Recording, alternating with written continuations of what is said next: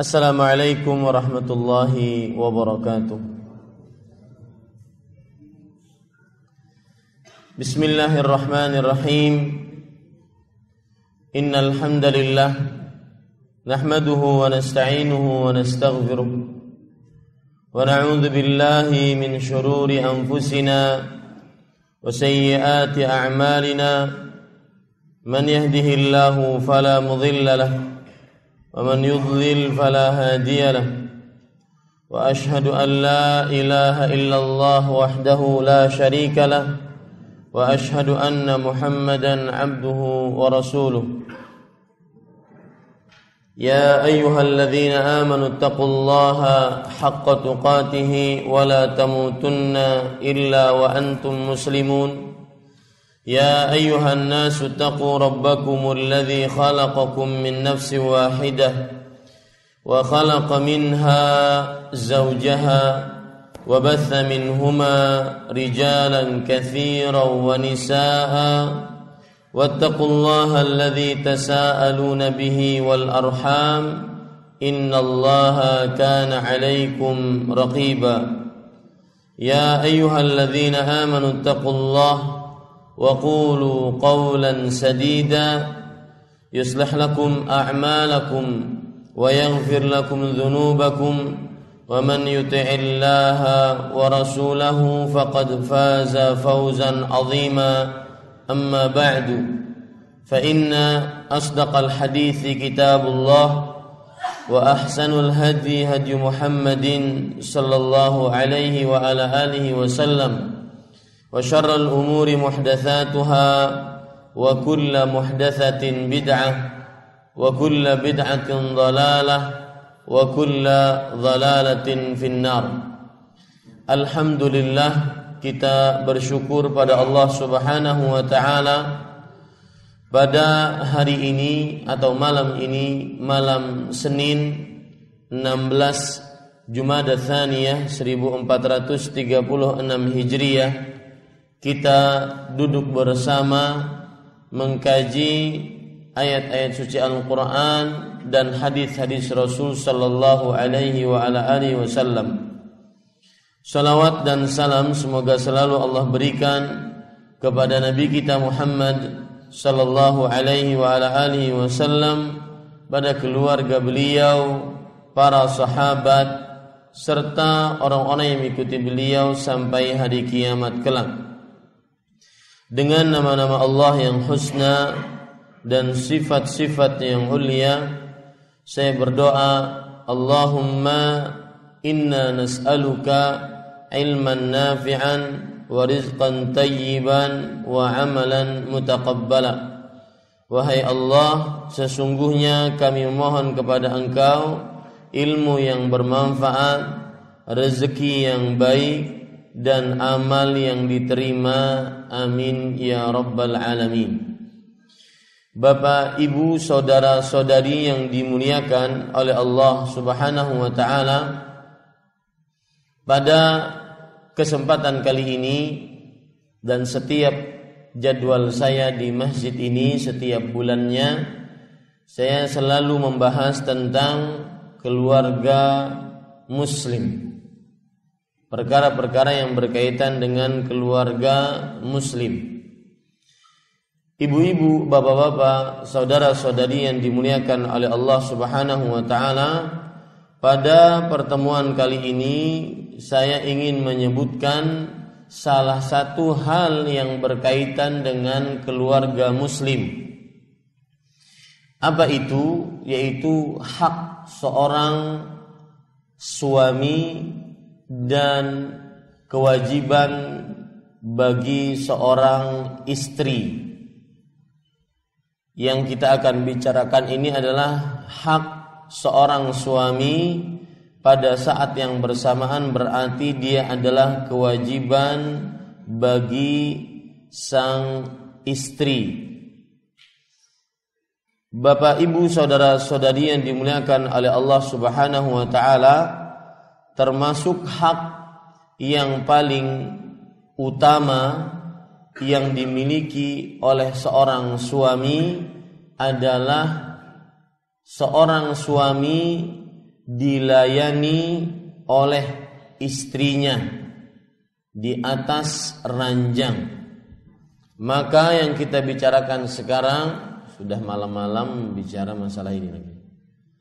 Yang kita bicarakan sekarang adalah yaitu yang berkaitan dengan hak yang paling utama yang dimiliki oleh seorang suami dan kewajiban yang paling utama yang diwajibkan atas seorang istri, yaitu yang berkaitan dengan layanan atau hubungan di atas ranjang. Nanti kita akan membicarakan tentang, termasuk di dalamnya yang kita bicarakan adalah adab-adab yang berkaitan dengan hubungan pasutri di atas ranjangnya. Sebelum itu, Bapak Ibu saudara-saudari yang dimuliakan oleh Allah Subhanahu wa taala, saya ingin memberitahukan tentang bagaimana besarnya hak seorang suami terhadap istrinya atau kewajiban seorang istri terhadap suaminya yang sangat besar, yaitu yang berkaitan dengan ranjang, yang berkaitan dengan melayani seorang suami. Coba perhatikan baik-baik hadis-hadis yang akan saya bacakan berikut. Di antara hadis-hadis tersebut yaitu hadis dari Abu Hurairah radhiyallahu anhu yang diriwayatkan oleh Imam Bukhari dan juga Imam At-Tirmidzi. Perhatikan hadisnya baik-baik. Nabi Muhammad sallallahu alaihi wa ala alihi wasallam bersabda, "Idza da'a ar-rajulu imra'atahu ila firasyih."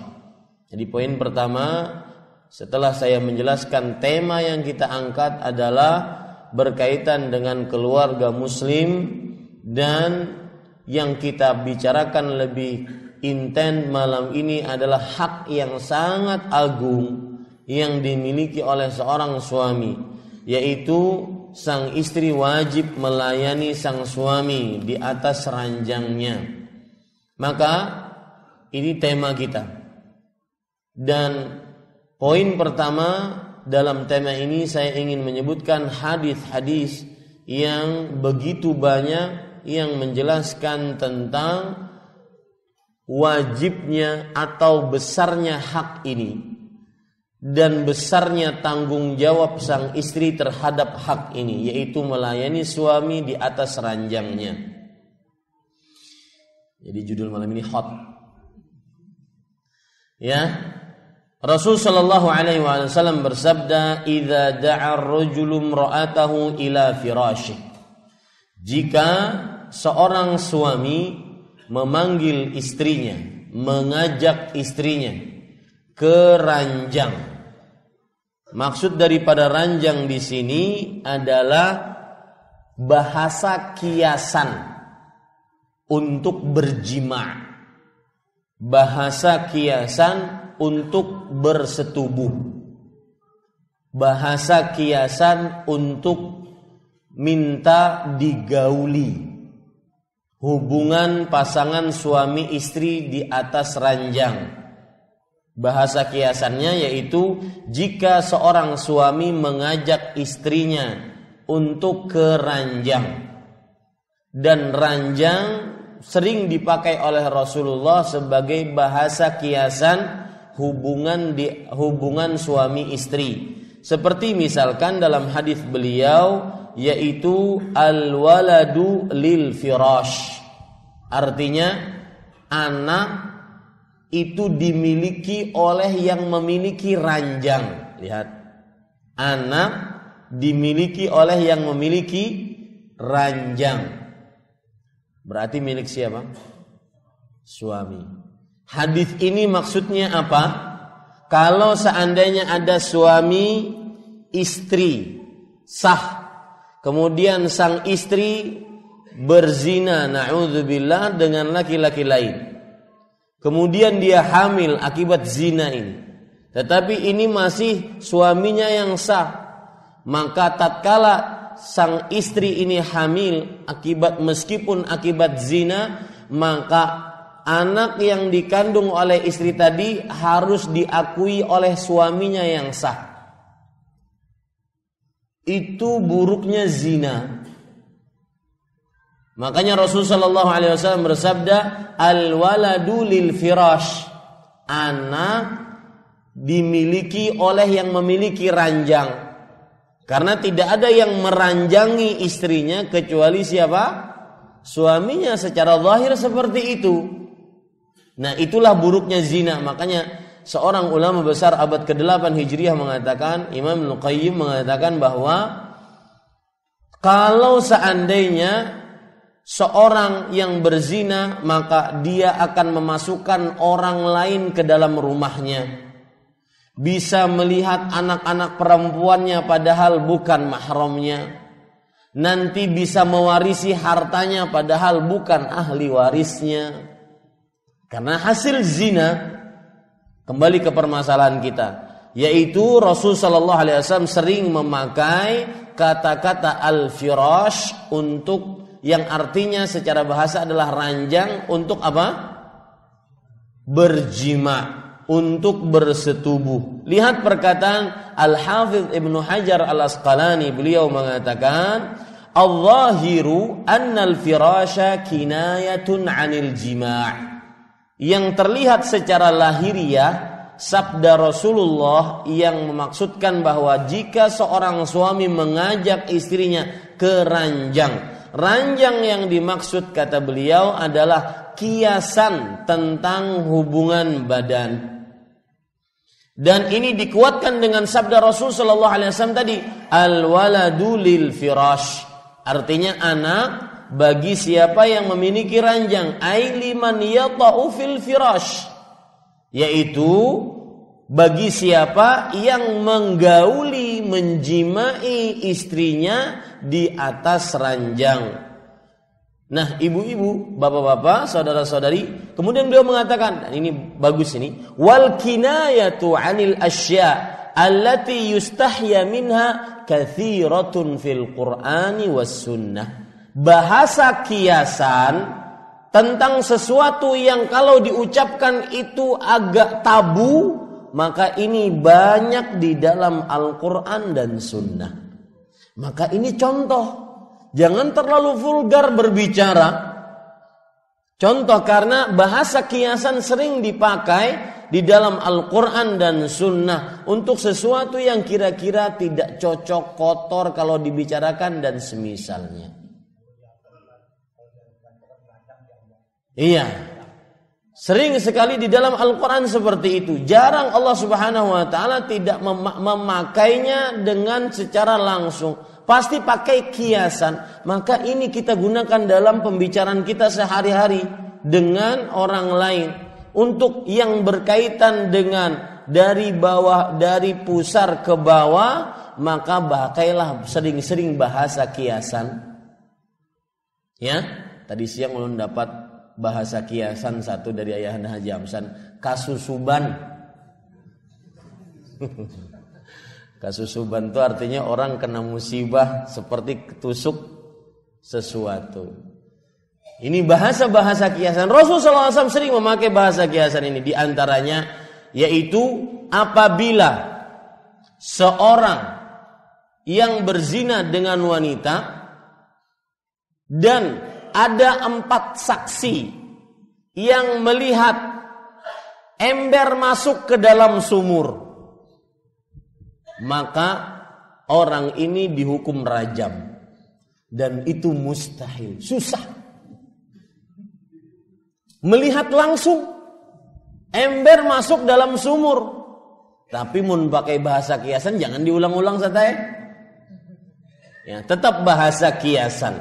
Yang jelas, kembali kita ke permasalahan tadi. Bapak, ibu, saudara-saudari yang dimuliakan oleh Allah Subhanahu wa ta'ala, perhatikan baik-baik bahwasanya seorang suami apabila mengajak istrinya kepada ranjangnya, yaitu ingin berjima, fa'abat an taji'a, maka istri tersebut enggan untuk datang, untuk memenuhi panggilan suaminya. Fabata ghadbana la'anathal malaikatu hatta tusbiha. Maka saat malam itu sang suami tidur, melewati malamnya dalam keadaan marah, kesal, sangit bahasa Banjarnya, maka niscaya akan dilaknat para malaikat istri tersebut sampai pagi. Dilaknat oleh para malaikat sampai pagi. Apa maksud dilaknat? Yaitu para malaikat berdoa kepada Allah agar orang tersebut diusir dan dijauhkan dari rahmat Allah. Maka ini dosa besar. Yang menolak ajakan suaminya untuk minta digauli, minta dilayani di atas ranjang, maka ini dosa besar. Ingat ibu-ibu itu. Ada orang pernah bercerita, waktu itu lagi walimahan anaknya ke Haji Saifullah. Ustaz, apakah memang benar ada dalam syariatnya kalau umur 50 tahun itu tidak mengapa istri tidak menggauli lagi suaminya? Ulun nih satai seminggu gin kerdapat. Subhanallah. Ya, dengan alasan macam-macam istrinya. Maka ini tidak diperbolehkan. Ini dosa besar. Ya. Kenapa kita sebut dosa besar? Karena perhatikan baik-baik. Abdullah bin Abbas, sahabat Rasul sallallahu alaihi wasallam, ahli tafsir, beliau mengatakan, kullu dzambin khatamahu Allah bila'nah aw narin aw 'adzabin aw ghadab fahiya kabirah. Setiap dosa yang diancam oleh Allah dengan laknat, dengan neraka, dengan siksa, dengan murka, maka dia adalah dosa besar. Nah, di sini dilaknat oleh para malaikat. Maka dia dosa besar. Hati-hati ya. Sampai pagi. Nah, Bapak Ibu saudara-saudari yang dimuliakan oleh Allah Subhanahu wa taala, ada riwayat yang lebih luar biasa lagi. Yaitu perhatikan baik-baik riwayat Imam Tirmidzi. Ya, diriwayatkan oleh Imam Tirmidzi, tambahannya coba perhatikan, walladzi nafsi biyadih, demi jiwaku yang berada di tangannya. Ini sumpah. Orang bersumpah untuk apa Pak biasanya? Menekankan ucapannya, menguatkan apa yang sedang ingin beliau ucapkan. Di sini Rasulullah SAW bersumpah, walladzi nafsi biyadih, demi jiwaku yang berada di tangannya, ma min rajulin yad'u imra'atahu ila firasyih, tidaklah seorang suami mengajak istrinya ke ranjangnya, fata'ba alaih, maka sang istri tersebut enggan, illa kana alladhi fis sama' sakhitan 'alaiha hatta yardha 'anha. Lihat nih, kecuali yang ada di langit, yaitu para malaikat, murka atasnya sampai sang suami ridho terhadap istri tersebut, sampai sang suami memaafkan istri tersebut. Saya bertanya Pak, riwayat yang pertama sampai subuh dilaknat malaikat, riwayat yang kedua sampai suami memaafkannya, meridhoinya, mana yang lebih lawas? Atau mana yang lebih bisa ini bisa ini? Mungkin sang suaminya pemaaf, inggih kada apa-apa, ayo ja. Sejam selesai sudah urusan. Ya. Tapi kadang-kadang sang suami murkanya sampai besok, merangutnya sampai esok. Nah, ini berarti lebih parah. Riwayat yang kedua lebih parah. Ya, hatta yardha anha. Ini Bapak Ibu saudara-saudari yang dimuliakan oleh Allah Subhanahu wa taala. Kemudian di dalam riwayat yang lain ada riwayat lagi, idza batatil mar'atu muhajiratan firashi zawjiha la'anathal malaikatu hatta tusbih. Lihat, ini riwayat tambahan dan ada pelajaran menarik. Jika seorang istri menjauhi ranjang suaminya. Lihat, di sini ada tambahan riwayat, berarti sang suami tidak ngajak. Sang suami bahkan tidak murka. Sang istri saja kada mau. Sang istri saja tidak mau malam itu untuk digauli. Sang istri tidak mau tidur bersama dengan suaminya. Muhajiratan firashi zawjiha. Menjauhi ranjang suaminya. Itu saja la'anat hal malaikatu hatta tusbih.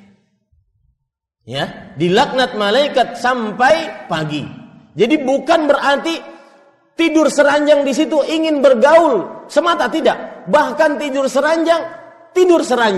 Kalau sang istri sudah mulai tidak mau tidur seranjang dengan sang suami, dilaknat malaikat sampai pagi. Dalam riwayat yang lain, hatta tarji', sampai sang istri tersebut pulang. Artinya pulang kembali ke rumahnya atau pulang kembali ke ranjang suaminya. Selama itu berarti dilaknat oleh malaikat. Ya, ini besar. Maka jangan sampai kita meremehkan masalah ini, terutama ibu-ibu yang ada di belakang. Kemudian, Bapak Ibu saudara-saudari yang dimuliakan oleh Allah Subhanahu wa taala. Hadis riwayat Tirmidzi, dalil yang lain tentang besarnya hak ini. Dari Talq ibn Ali radhiyallahu an, Nabi Muhammad sallallahu alaihi wasallam bersabda, "Idza rajulu da'a zaujatahu li hajatihi." Lihat, ini juga bahasa kiasan. Jika seorang lelaki mengajak istrinya untuk keperluannya, lihat bahasa kiasan.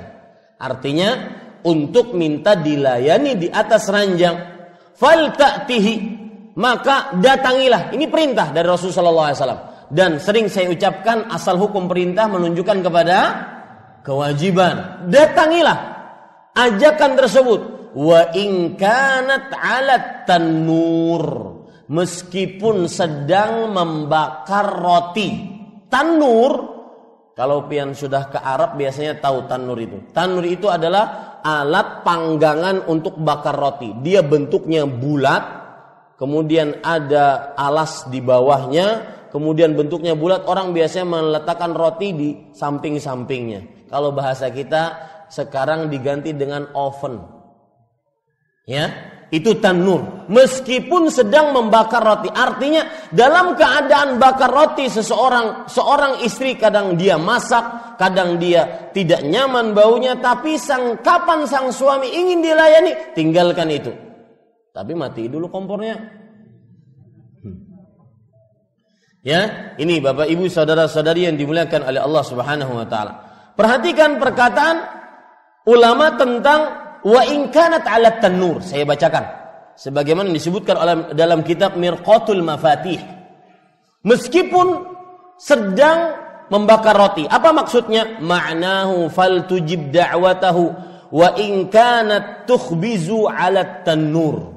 Maknanya adalah hendaknya sang istri memenuhi panggilan ajakan sang suami meskipun sedang membakar roti, ma'annahu syughlun syagil la yutafarraq minhu illa ghairihi illa ba'da inqidha'i.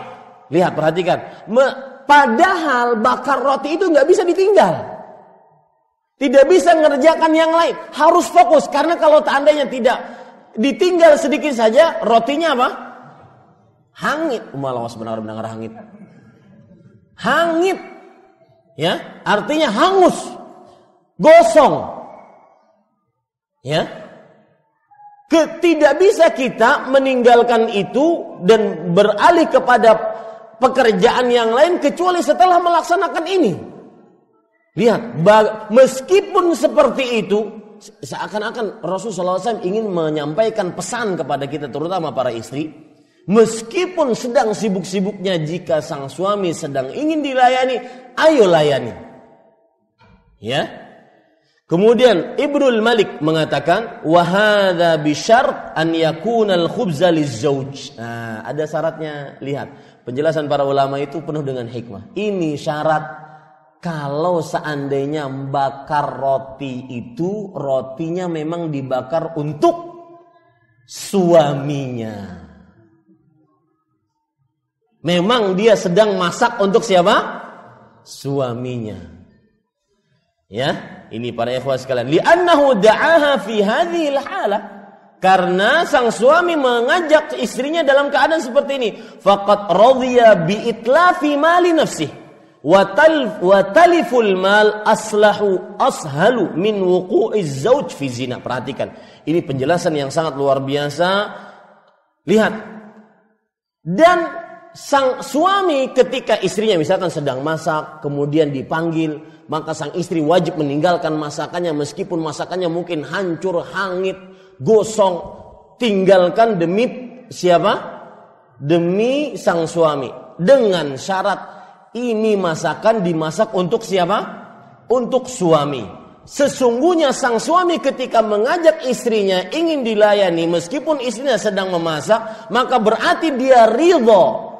Harta dia yang diberikan kepada istri habis, hangus, gosong. Dan beliau mengatakan, dan hilangnya harta, paham maksud saya?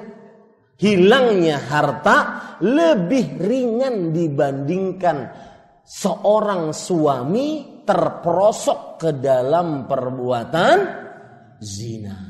Ini pelajaran menarik. Ibu-ibu perhatikan. Anda ingin suami Anda tidak menyeleweng, tidak main-main perempuan, ya, tidak berzina, maka maksimalkan layanan Anda di atas ranjangnya. Itu kiat.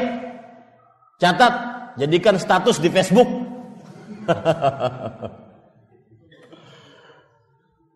Ya, kiat itu. Karena Rasulullah Allah Subhanahu wa taala berfirman, "Ya ayyuhalladzina amanu la tattabi'u khutuwatis syaitan. Wa man yattabi' khutuwatis syaitan fa innahu ya'muru bil fahsya wal munkar." Wahai orang-orang yang beriman, jangan ikuti langkah-langkah syaitan. Kenapa? Karena barang siapa yang mengikuti langkah syaitan, sesungguhnya syaitan mengajak kepada perbuatan fahsya. Ini yang diinginkan oleh syaitan. Ketika sang suami istri sudah tidak harmonis lagi, salah satu yang menjadikan dia tidak harmonis adalah sang istri kurang melayani di atas ranjangnya, maka akhirnya sang suami mencari tempat yang lain.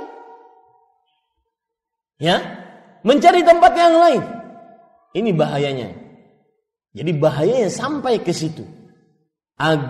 Hilangnya harta demi melayani suami lebih ringan dibandingkan terperosoknya sang suami dalam perkara zina. Ini Bapak Ibu, saudara-saudari yang dimuliakan oleh Allah Subhanahu wa taala. Baik, kita ambil dalil yang lain, yaitu hadis yang diriwayatkan oleh Imam Ibnu Majah, Imam Ahmad. Hadis dari Abdullah bin Abi Aufa radhiyallahu anhu. Ingat, ini baru poin pertama. Saya menyebutkan tentang judulnya hadis-hadis tentang keagungan melayani suami di atas ranjang. Bapak kalau seandainya belum hafal hadisnya, Bapak catat poin-poinnya dalam hadis tersebut. Kalau boleh saya ulangi hadis yang pertama. Ya, keagungan melayani suami di atas ranjang menunjukkan kepada apa? Jika tidak dilayani dan suami sampai marah, maka akan dilaknat sampai pagi. Kemudian yang kedua, riwayat yang kedua, yaitu dilaknat oleh penduduk langit, yaitu para malaikat, sampai suami meridhai, sampai suami memaafkan. Nah, begitu cara mencatatnya. Ya, agar kita, wah Ustaz menyebutkan hadis saya nggak hafal. Kalau ayat Al-Quran mudah, mungkin surat sekian, ayat sekian. Inti hadisnya diambil. Ya, yang ketiga, yaitu bahwasanya suami, seorang istri menjauhi ranjang suaminya, meskipun tidak ingin digauli oleh suaminya, maka tetap akan apa? Dilaknat oleh para malaikat sampai sampai subuh. Ya, sebagaimana yang kita sudah sebutkan tadi, kalau seandainya seorang perempuan batatil mar'ah muhajiratan firashi zawjiha, la'anathal malaikatu hatta tusbih. Kalau perempuan tidur malam hari dalam keadaan dia menjauhi ranjang suaminya, maka dilaknat oleh para malaikat sampai pagi. Ini lihat, sang suami nggak ngajak, hanya sang istri nggak mau tidur bersama suaminya. Saya Pak pernah diceritakan oleh seseorang 15 tahun sudah menikah tapi tidak pernah tidur seranjang dengan suaminya. Setelah mendapatkan anak pertama, lalu ibu tidur di mana? Ya saya tidur di kamar sebelah, suami saya tidur di kamar sebelah. Kita hidup serumah hanya karena anak. Ini berapa laknat yang dia dapatkan setiap hari? 15 tahun. Nggih ulun tahu 15 tahun. Ya, 15 tahun dia mendapatkan laknat oleh para malaikat. Dan ini kejadian banyak di tengah-tengah keluarga muslim. Ya.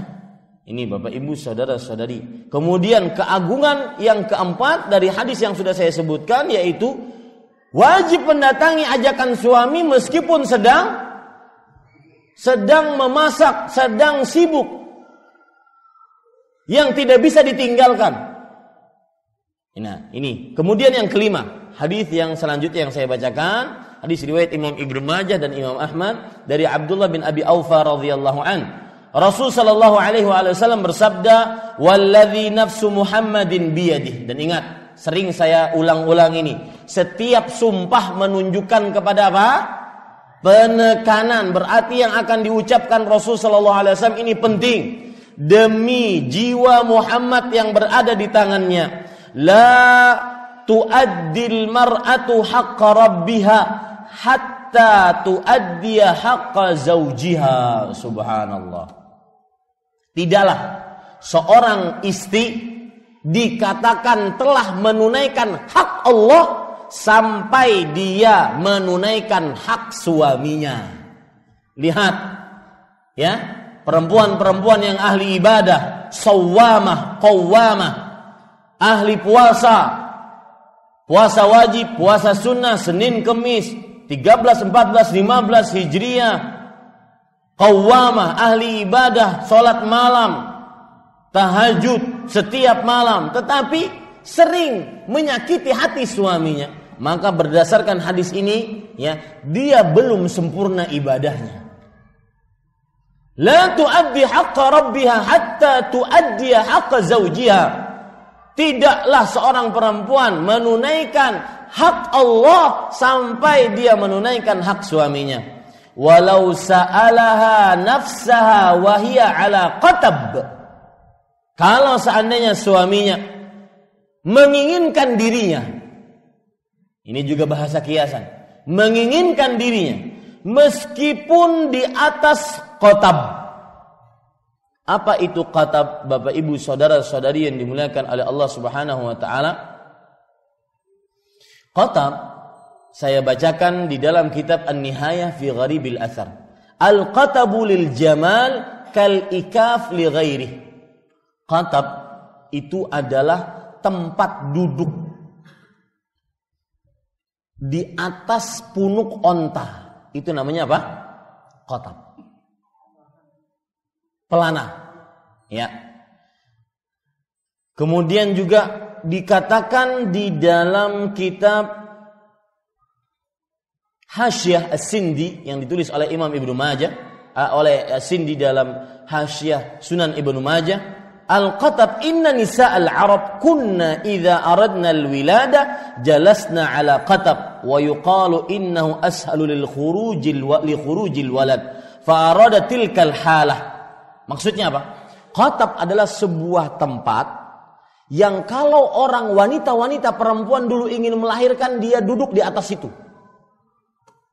Duduk di atas itu untuk cepat keluar anaknya. Entah itu alat bagaimana, yang penting alat untuk dia duduk di atas itu agar bisa melahirkan anak, agar mudah melahirkan anak. Nah, yang diinginkan oleh para ulama ini, meskipun sang istri sedang ingin melahirkan.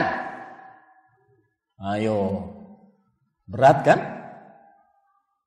Di antara hidup mati dia melahirkan anak, tapi pada saat itu sang suami ingin minta dilayani, layani. Besar. Tentunya tidak mungkin ini terjadi, tetapi Rasulullah SAW menyebutkan itu untuk apa? Untuk benar-benar penekanan dari Rasulullah SAW. Lihat, kemudian Rasulullah SAW bersabda, lam tamna'hu nafsaha. Sang istri tidak boleh meenggan, melarang suaminya untuk menggaulinya. Ini Bapak Ibu, saudara-saudari, terutama ibu-ibu, ini besarnya hak suami di atas ranjang. Jadi bagaimana Ibu nulis yang kelima? Bapak Ibu nulis yang kelima bagaimana? Bahwa wajib melayani suami di atas ranjang meskipun sedang dalam kesulitan yang tingkat tinggi, seperti sedang ingin melahirkan. Ini ibu-ibu, bapak-bapak, saudara-saudari yang dimuliakan oleh Allah Subhanahu wa taala. Apalagi yang cuma karena uyuh ulun bahai, dingin, ternyata awak. Maka Bapak Ibu, saudara-saudari, hati-hati. Jangan salahkan suami Anda mencari tempat yang tidak dingin. Ya, karena ini hak terbesar dan ini yang menjadikan sang suami tenang. Bukankah menikah tujuannya adalah tenang? Wa min ayati an khalaqalakum min anfusikum azwajan litaskunu ilaiha. Di antara tanda-tanda kekuasaan Allah, Allah menjadikan bagi kalian dari diri kalian adalah istri-istri yang dengan mereka kalian akan tenang. Rasulullah SAW kalau di luar rumah terlihat wanita yang cantik, beliau langsung pergi keluar rumah, pergi ke dalam rumah untuk melampiaskan apa yang sudah beliau lihat tadi. Naik syahwatnya, kemudian beliau lampiaskan. Ini biasanya di sini kayak apa? Adzan dulu kah? Ya, silakan adzan dulu. Wallahu a'lam. Ya, kita lanjutkan Bapak, Ibu, saudara-saudari yang dimuliakan oleh Allah Subhanahu wa taala. Tadi saya menyebutkan tentang hadis bahwasanya seorang perempuan dia tidak menunaikan hak Allah kecuali setelah dia juga menunaikan hak suaminya. Dan termasuk menunaikan hak suami adalah melayani suami meskipun dalam keadaan yang sangat sulit.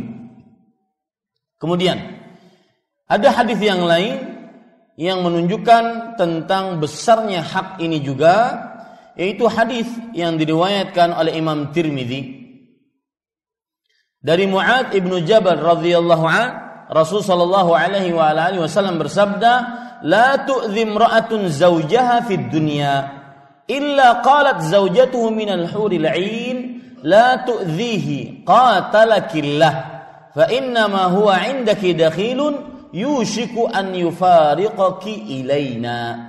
Artinya Rasul sallallahu alaihi wasallam bersabda, tidaklah seorang istri menyakiti suaminya di dunia, melainkan istrinya dari bidadari akan berdoa, "Janganlah engkau sakiti, wahai sang istri, suamimu, semoga Allah membinasakanmu." Lihat doanya ngeri. Ya, semoga Allah membinasakanmu. Ini yang berdoa siapa? Bidadari. Ini hadis menunjukkan bahwasanya setiap laki-laki, mereka yang sudah melaksanakan hak kewajiban-kewajiban istri, kewajiban-kewajiban suami dan menunaikan hak-hak istri, maka dia akan mendapatkan bidadari. Ya, karena di sini melainkan istrinya dari bidadari akan berdoa, "Jangan kamu sakiti dia. Semoga Allah membinasakanmu. Sesungguhnya dia, yaitu suamimu itu, hanya sebagai tamu di sisimu sekarang. Sebentar lagi dia akan berpisah denganmu dan menemui kami.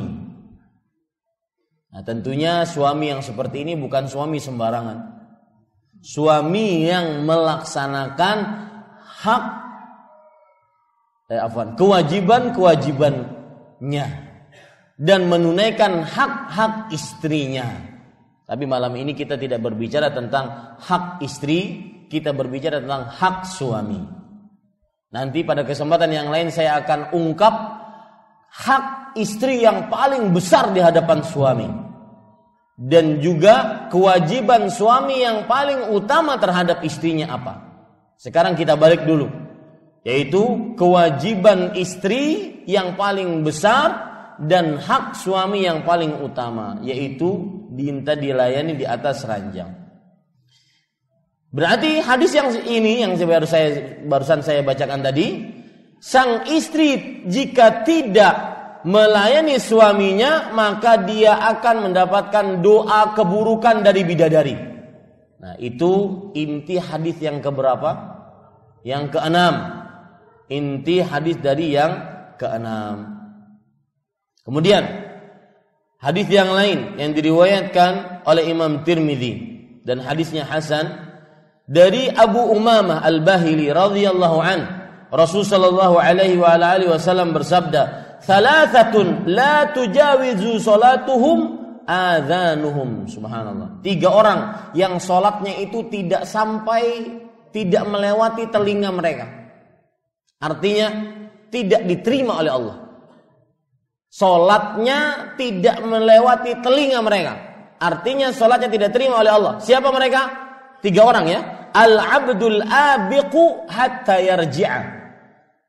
Budak yang kabur dari majikannya sampai dia pulang. Yang kedua, wa imra'atun batat wa zawjuha 'alaiha sakhit. Seorang istri yang masuk malam hari dalam keadaan suaminya murka, marah kepada dia. Yang ketiga, wa imamu qaumin wa hum lahu karihun. Pemimpin suatu kaum tapi kaumnya benci kepadanya. Nah, ini hati-hati yang jadi pemimpin. Ya, dan ini umum, baik pemimpin keluarga, baik pemimpin negara, daerah, atau yang semisalnya sampai ke bawahnya, seluruh pemimpin. Wa imamu qaum, atau pemuka masyarakat, atau pemimpin salat. Ya, imam kaum dan mereka benci kepada imam tersebut. Nah, ini hati-hati Bapak Ibu saudara-saudari. Jadi poin yang keenam dari hadis tersebut adalah bahwa sholatnya wanita yang tidak menunaikan hak suaminya tidak sampai melewati telinganya. Artinya tidak diangkat kepada Allah Subhanahu wa ta'ala. Kemudian ada perkara-perkara menarik dalam apa yang sudah kita bicarakan tadi. Yang pertama, Bapak Ibu saudara-saudari yang dimuliakan oleh Allah, yaitu ketika Rasul sallallahu alaihi wasallam tadi bersabda hatta tusbih, sampai pagi, dilaknat oleh para malaikat sampai pagi. Istri yang tidak melayani suaminya dan suaminya murka malam itu dilaknat oleh para malaikat istri tersebut sampai pagi. Para ulama mengatakan bahwa ka'anna sir ta'akkudu dzalika sya'nu fil lail. Artinya seakan-akan rahasia dari itu semua adalah apabila hal itu terjadi di malam hari. Penekanan dapat laknat para malaikat kalau sang suami minta dilayani kapan? Di malam hari. Kenapa? Karena hadisnya menunjukkan apa? Sampai pagi. Berarti murkanya sang suami itu di malam hari. Berarti kalau murka di siang hari kena laknat tidak? Nah, itu yang dibicarakan oleh para ulama. Dijawab lagi oleh ulama yang lain. Oh, kan ada riwayat tadi yang lain bahwa sampai sang suami meridhoi. Berarti Ustaz gimana kalau begitu? Maka jawabannya jangan sampai meremehkan hak yang satu ini, baik malam hari atau siang hari. Karena dua-duanya kena. Maju kena, mundur kena, pian. Malam dilaknat, kalau kadama layani, siang juga kena. Kenapa? Karena hadisnya berbunyi sampai sang suami ridha. Dan ini tidak terkena dengan waktu, apakah malam apakah siang, yang penting sampai sang suami ridha. Nah, ini pelajaran pertama ya yang kita bisa ambil dari hadis tadi. Kemudian Bapak Ibu saudara-saudari yang dimuliakan oleh Allah, termasuk pelajaran tadi dikatakan oleh Al-Hafidz Ibnu Hajar Al-Asqalani rahimahullahu taala dalam kitab beliau Fathul Bari. Al-Hafidz Ibnu Hajar ini adalah ulama imam mazhab Imam Syafi'i yang sangat terkenal. Ya. Kemudian hadis ini menunjukkan bahwasanya sang istri semestinya membantu suami dan mencari keridhaan suami. Kenapa demikian, Pak? Perhatikan, para ulama mengatakan di antaranya Al-Hafidz Ibnu Hajar, sabrar rajuli ala tarkil jima' adhafu min sabril mar'ah. Kesabaran sang suami untuk tidak bersetubuh itu lebih lemah dibandingkan kesabaran istri. Artinya seakan-akan beliau ingin mengatakan kepada kita, sang istri itu kalau tidak digauli seminggu masih kada apa-apa. Tapi kalau sang suami tidak dilayani seminggu,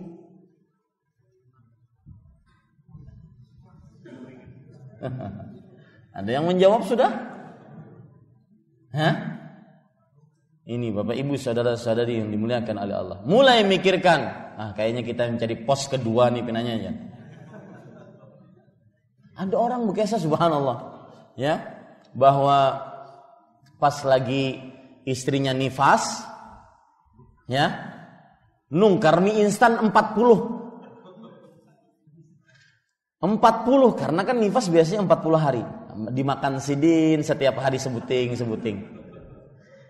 Habis mie instan langsung garap lagi. Ini artinya kesabaran sang suami menahan untuk tidak bersetubuh itu lebih rendah, lebih lemah dibandingkan kesabaran siapa? Sang istri. Maka tolonglah suami-suami Anda, prihatin terhadap suami Anda. Ini rintihan para suami. Kayak judul sinetron, rintihan para suami. Baik, kemudian poin yang ketiga yang merupakan pelajaran juga, bahwa tidak diperbolehkan bagi istri melayani dan taat suaminya dalam perkara yang tidak halal, bahkan wajib untuk menyelisihinya. Seperti misalkan sang suami minta dilayani di dalam ember, mohon maaf, tatkala sang istri sedang haid. Ini haram hukumnya. Ya. Ini haram hukumnya. Lihat Rasul sallallahu alaihi wasallam bersabda, "Isna'u kulla syai' illa nikah." Ketika ditanya, wahai Rasulullah, bolehkah kita mendatangi istri kita dalam keadaan haid, nifas? Maka kata Rasul sallallahu alaihi wasallam, buat apapun kecuali nikah. Nikah ini pun kiasan. Maksudnya bukan kecuali nikah, bukan kecuali ijab kabul. Kecuali memasukkan ember ke dalam sumur. Artinya tatkala wanita haid sangat-sangat dilarang untuk apa?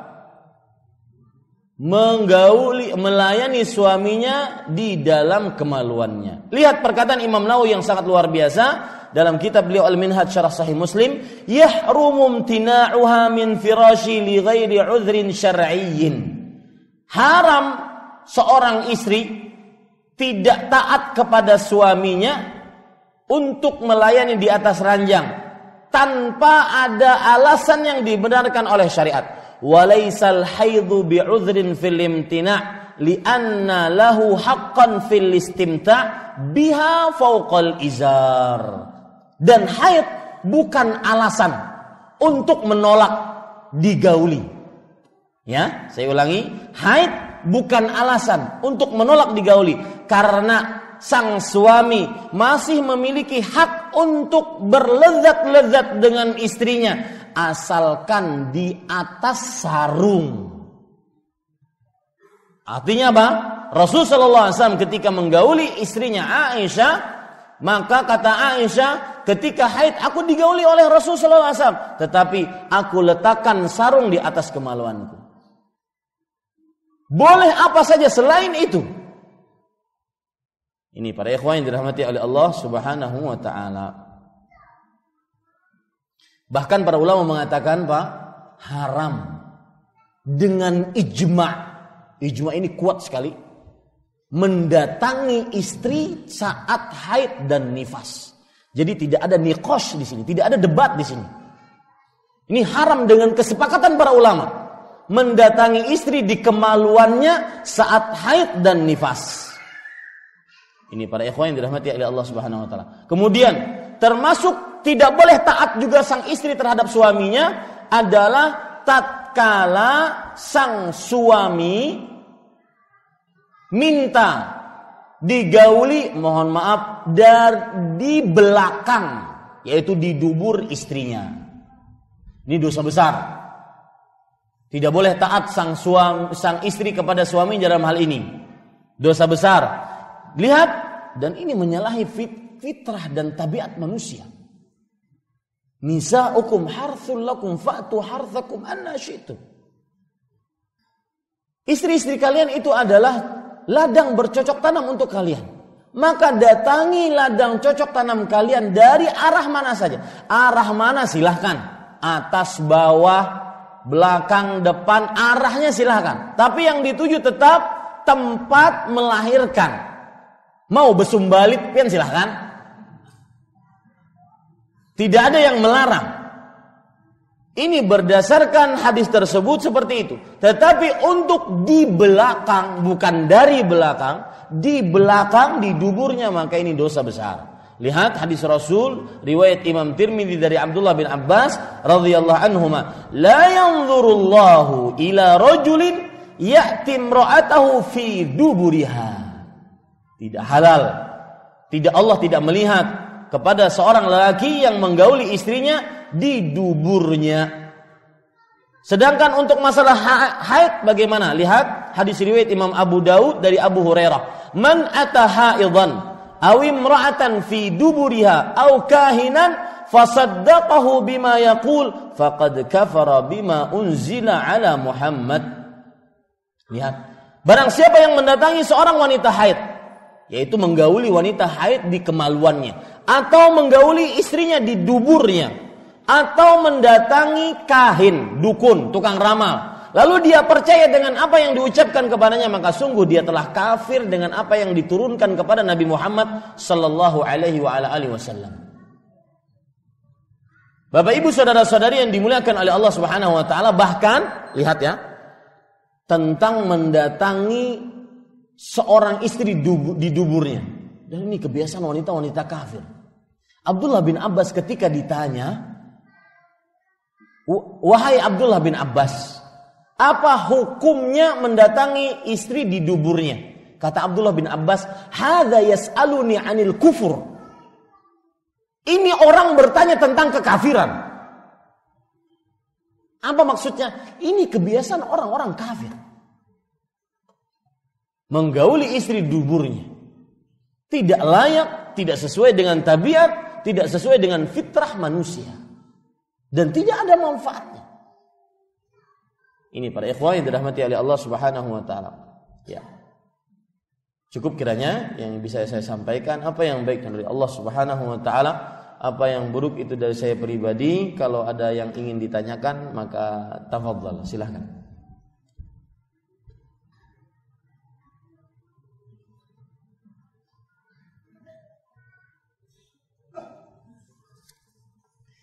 Apabila istri tidak mau melayani suami, lalu suami jajan ke warung lain. Oh, ini bahasa kiasan Joni. Apakah istri tersebut juga berdosa? Maka kalau memang penyebabnya adalah dia tidak mau melayani suaminya, akibatnya sang suami dia jajan ke warung lain, maka dia akan kecipratan dosanya. Tetapi bukan dosa zinanya, tetapi dosa kenapa dia akhirnya dengan sebab tersebut sang suami melakukan perbuatan zina. Ya, ini Bapak Ibu saudara-saudari, wallahu alam. Ada yang lain? Tafadhal.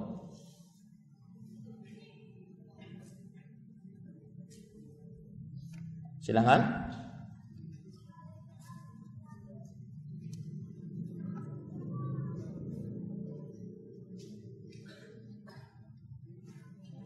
Ya.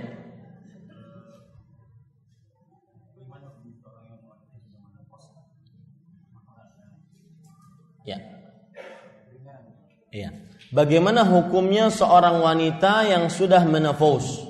Apakah ada keringanan untuk tidak melayani suaminya? Maka jawabannya, dalam hadis-hadis yang ada, maka tidak ada pembatasan wanita tersebut menopause atau tidak menopause. Tetapi mungkin saya tidak paham karena saya belum pernah merasakannya di antara hubungan suami istri. Apakah kalau seandainya sang istri yang sudah menopause kemudian tetap melayani suami, apakah ada bedanya atau tidak? Dalam artian apakah menyakiti sang istri atau tidak? Tetapi kalau kita lihat dari dalil-dalil yang ada, maka tidak ada pembatasan antara wanita yang sudah menopause atau yang tidak menopause. Ya, maka tetap saja dilayani sang suami jika memang sang suami ingin mendapatkan layanan tersebut. Wallahu a'lam.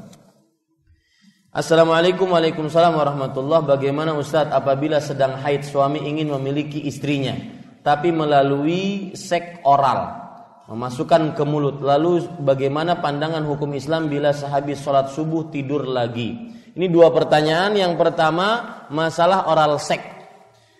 Maka jawabannya Bapak Ibu saudara-saudari yang dimuliakan oleh Allah, yaitu Allah Subhanahu wa taala berfirman dalam surat Al-Mu'minun. Qad aflahal mu'minun. Orang-orang yang beriman telah beruntung. Siapa mereka orang-orang yang beriman yang beruntung? Qad aflahal mu'minun. Bis itu Qad aflahal mu'minun alladzina hum fi salatihim khashi'un. Orang-orang yang khusyuk di dalam salat mereka, walladzina hum lizakati fa'ilun, dan orang-orang yang menunaikan zakatnya. Salah satu tanda orang yang beriman atau sifat orang yang beriman yang beruntung di antaranya, walladzina hum li furujihim hafizun illa ala azwajihim aw ma malakat aymanuhum fa innahum ghairu malumin. Yaitu orang-orang yang menjaga kemaluan-kemaluan mereka kecuali terhadap istri-istri mereka atau budak-budak mereka. Kemudian Allah berfirman, "Faman ibtagha wara'a dzalik fa ulaika humul 'adun." Barang siapa yang mencari di selain itu, nah makanya para ulama mengatakan termasuk selain itu adalah tidak dalam kemaluannya. Ya. Meletakkan kemaluan di tangan seperti orang masturbasi, meletakkan kemaluan di mulut seperti orang yang melakukan oral seks, maka ini termasuk di dalamnya. Ya, ini termasuk di dalamnya. Ini pendapat yang pertama. Pendapat yang kedua mengatakan bahwa sang istri halal dari ujung rambut sampai ujung kaki, mau diapakan saja. Kecuali yang diharamkan, dan yang diharamkan jelas seperti dubur. Wallahu a'lam. Maka ini pendapat yang kedua, yaitu bahwasanya yang seperti ini tidak mengapa. Kenapa? Karena Allah berfirman, "Nisa'ukum harthul lakum fa'tu harthakum anna syi'tum." Artinya, istri-istri kalian adalah ladang cocok tanam bagi kalian, maka datangilah ladang cocok tanam kalian dari arah mana saja yang kalian sukai. Pendapat yang kedua ini dibantah oleh pendapat yang pertama. Kata pendapat yang pertama yang tidak membolehkan oral seks, lihat Allah kan berfirman harth, tempat ladang cocok tanam, bukan tempat yang lain. Itu yang diperbolehkan. Nah, ini para ikhwan yang dirahmati Allah. Yang jelas terjadi perbedaan pendapat. Wallahu alam, lebih baik dijauhi. Lebih baik apa? Dijauhi. Wallahu alam. Apalagi sebagian ulama mengatakan karena mohon maaf kemaluan, tempat kotoran, keluarnya air kencing, keluarnya madhi, keluarnya wadi, keluarnya mani, ya, tempat-tempat kotoran, maka pada saat itu jangan sampai dimasukkan ke dalam mulut. Wallahu a'lam. Bagaimana pandangan hukum Islam bila sehabis sholat subuh tidur lagi?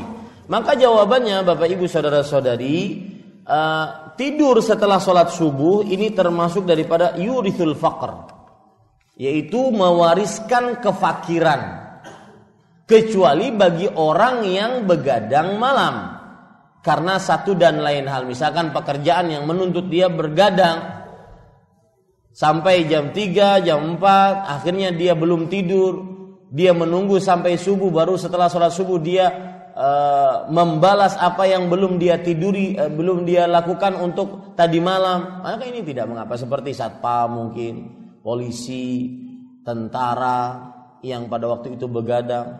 Tetapi jauhi tidur setelah sholat subuh, karena Rasulullah SAW bersabda, Allahumma barik li ummati fi bukuriha. Ya Allah, berkahi umatku di waktu paginya. Maka orang yang tidur setelah sholat subuh maka akan hilang berkah atau tidak mendapatkan doa berkah dari Rasulullah Sallallahu Alaihi Wasallam. Tetapi sekali lagi ini bagi yang orang yang tidak punya alasan. Kalau ada alasan sebagaimana yang saya sebutkan tadi, bekerja atau yang semisalnya, maka tidak mengapa. Wallahu a'lam. Apakah anak-anak tidak apa-apa mendengarkan tema yang seperti ini? Nah, lu nggak tahu kalau kau membatasi, nah, ya, mungkin setiap malam Senin kalau giliran ulun berarti 17 tahun ke atas. Tulis di depan masjid. Bolehkah sperma suami dioleskan ke wajah karena sperma itu dikeluarkan di luar saat haid, tujuannya agar kulit wajah bersih? Nah, ulun kada tahu. Ini bujur-bujur kada boleh didengar oleh anak-anak nih. Tidak tahu, saya tidak tahu. Wallahu a'lam. Ada yang lain? Tafadhal. Tidak ada? Kalau tidak ada kita cukupkan. Tafadhal.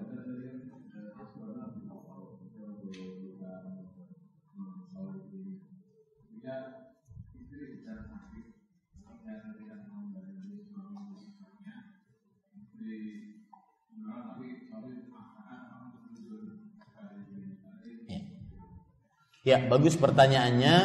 Kalau sang istri sedang sakit, maka sebenarnya di sini lihat keadaan tenggang rasa.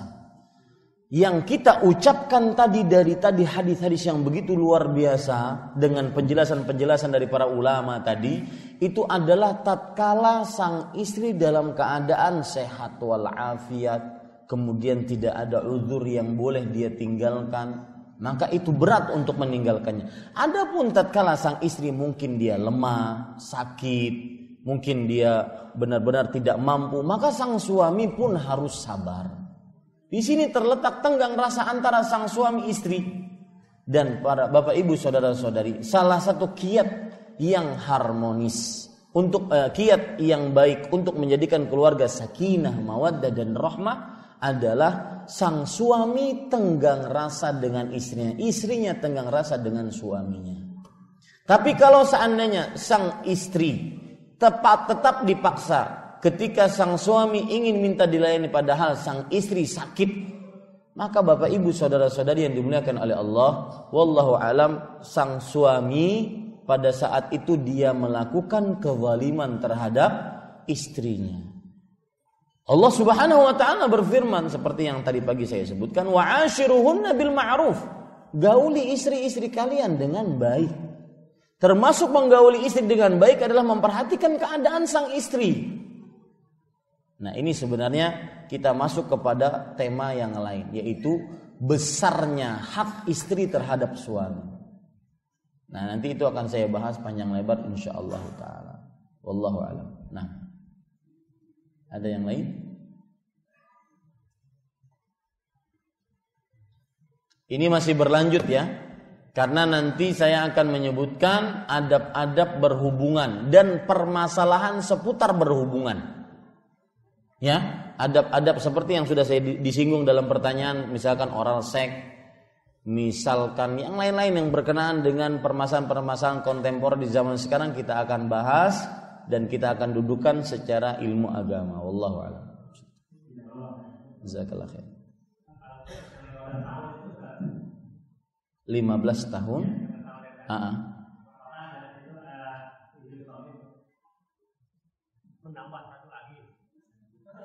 Apakah ada alasan bagi suami untuk menambah satu lagi?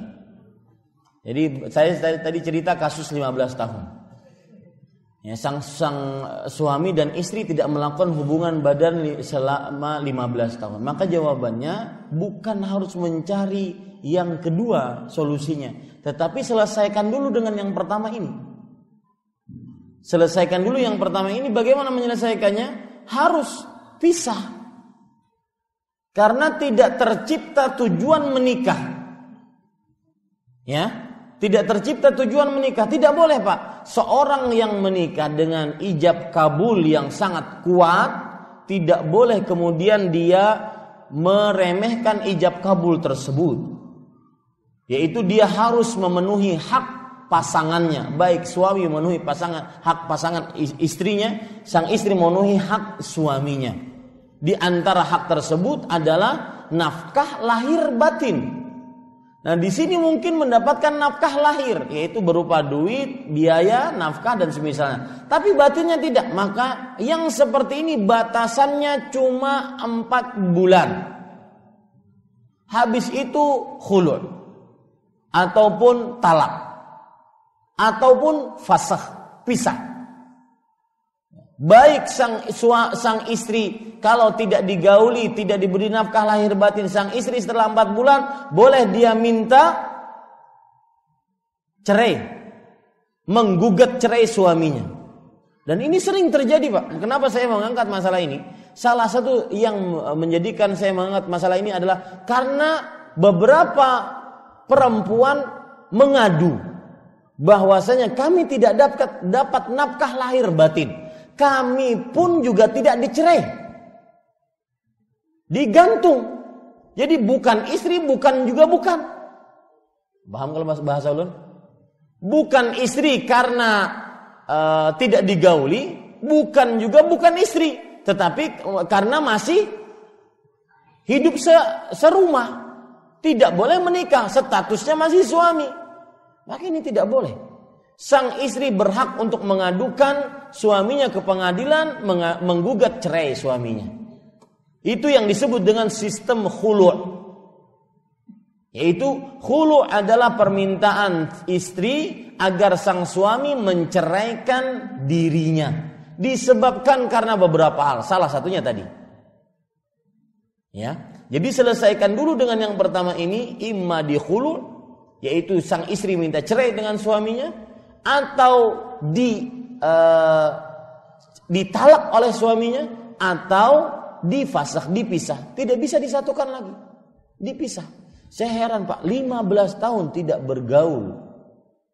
Ini bagaimana sang istri benar-benar waktu itu sang istri ingin menikah lagi, tapi dia tergantung dengan laki-laki ini. Maka ini namanya menggolimi perempuan. Ini tidak diperbolehkan. Dan ada laki-laki yang berhati keras lebih daripada batu seperti itu. Na'udzubillah. Nah, wallahu a'lam. Ada yang lain? Jangan.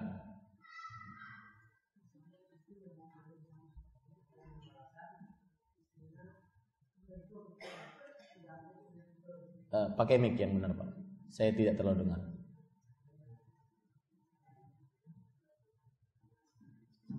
Ya. Atau tidur sama suaminya karena suaminya menegur, istrinya nggak bisa tidur. Bagus ini pertanyaan. Masya Allah. Ya. Istri mendengkur mengaruh. Suaminya mengaruh, istrinya tidak mau tidur di sampingnya.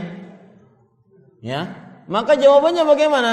Bapak Ibu saudara-saudari yang dimuliakan oleh Allah.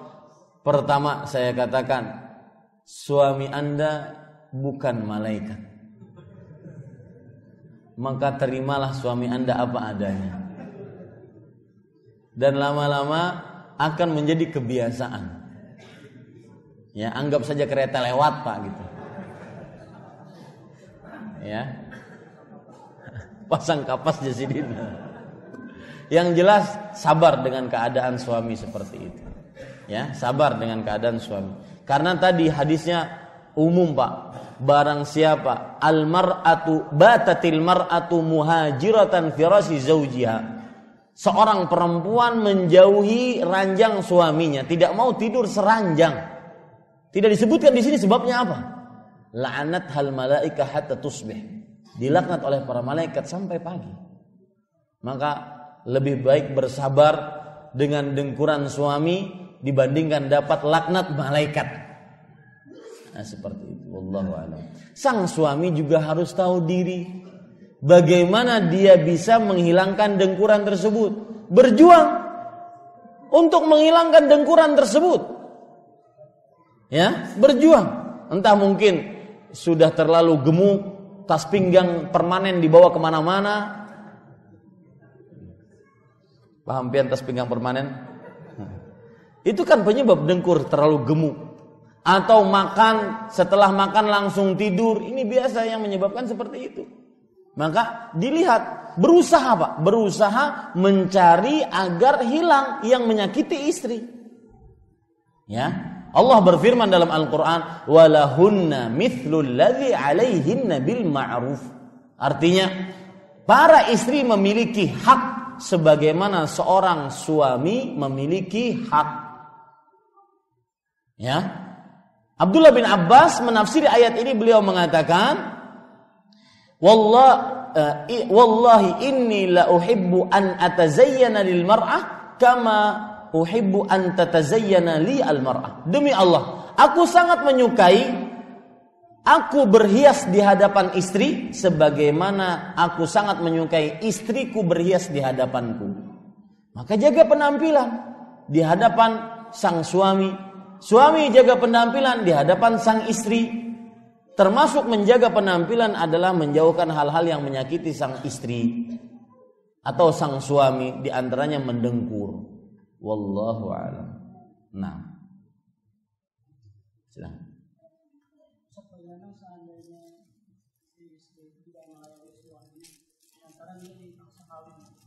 Iya, dipaksa kawin, maksudnya sang perempuan ini dipaksa kawin dengan laki-laki itu. Baik. Bismillah, alhamdulillah, wassalatu wassalamu rasulillah. Bagus pertanyaannya. Bagaimana, mungkin ibu-ibu di belakang tidak mendengar, bagaimana kalau sang istri tidak mau melayani suaminya karena sebenarnya pernikahan itu adalah paksaan? Maka jawabannya itu hak sang perempuan. Boleh dia menahan dirinya. Saya dipaksa dan saya minta diceraikan. Bisa, boleh. Karena pernikahan itu harus dengan keridhaan sang perempuan. Ya, keridhaan sang perempuan. Ada hadis yang berbunyi, al-bikru tusta'dzan wal wathayyibu, artinya wanita yang perawan itu dimintai izin. Kalau diizinkan dia dinikahkan dengan laki-laki ini, maka baru boleh. Kalau tidak, maka jangan dipaksa. Dan ini kesalahan orang tua. Maksa siapa? Anaknya. Dan kadang-kadang anaknya itu jadi barteran hutang orang tuanya. Nah, ini tidak boleh. Ya, nikahul mukrah ini tidak diperbolehkan. Nikah orang yang dipaksa itu tidak diperbolehkan. Maka pada saat itu sah, boleh seorang istri yang tadinya dipaksa, ya, dia tidak rela nikah dengan laki-laki tersebut, dia boleh untuk menolak dan dia minta cerai, boleh. Wallahu a'lam. Nah, silakan. Dan maharnya dikembalikan, yang disebut dengan khulu' tadi, Pak. Gugat cerai dari istri kepada suami. Wallahu a'lam. Nah.